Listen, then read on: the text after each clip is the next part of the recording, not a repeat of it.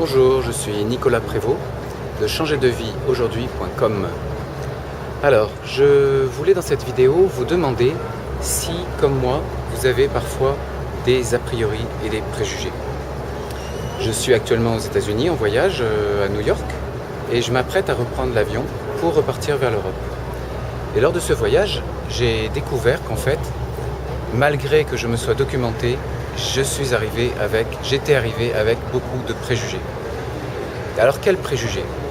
Le préjugé que les Américains sont un peuple peu cultivé, les New-Yorkais. Là, c'est faux. Certes, ils n'ont peut-être pas la même culture que nous, mais les musées regorgent d'œuvres d'art absolument fantastiques, très riches. Il y a d'énormes librairies, des journaux, la télévision est très documentée. Donc premier préjugé qui tombe. Deuxième préjugé, c'est le racisme. Je pensais qu'il y avait beaucoup plus de racisme entre les Noirs et les Blancs ou entre les Blancs et les Noirs. En fait, j'ai remarqué à ma grande surprise qu'il y en a beaucoup moins qu'à Paris, beaucoup moins qu'en France. Les gens vivent vraiment les uns avec les autres, surtout à New York. Et à New York, chaque New-Yorkais quasiment, ou les 2/3 des New-Yorkais, sont issus de l'immigration. Ce qui fait que dans les transports en commun ou dans les rues, on voit tout un mélange de nuances, de couleurs. Et les personnes sont très ouvertes. On sent qu'elles prennent soin les unes des autres dans les transports, dans la rue, dans le métro. Elles se bousculent tout de suite, elles s'excusent 2 fois, 3 fois. On vous demande d'où vous venez, ce que vous faites, comment vous vous appelez.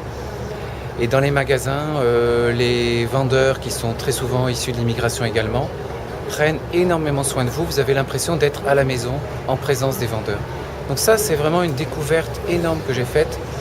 Et c'est le résultat d'un long travail que les personnes ont fait sur eux-mêmes. Un long travail de courage, de ténacité, d'obstination. Elles ont réussi à se développer finalement d'une certaine façon, à ouvrir leur conscience, à accepter la différence.